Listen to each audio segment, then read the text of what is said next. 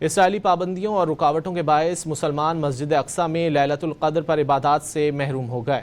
رمضان المبارک کے آخری عشرے کی طاق راتوں میں فلسطینیوں پر مسجد اقصی میں داخلے کی پابندی لگا دی گئی ہے۔ صہیونی فورسز نے مسجد اقصی اور ارد گرد کے علاقوں کو رکاوٹیں لگا کر بند کر دیا ہے۔ مسجد اقصی کے دروازے بند ہونے کے باعث فلسطینی مسلمان قبلہ اول کے سامنے سڑکوں پر نماز ادا کر رہے ہیں۔ برطانوی خبر ایجنسی کی ویڈیو میں دیکھا جا سکتا ہے کہ فلسطینی مرد اور خواتین قبلہ اول کے سامنے عبادات میں مشغول ہیں۔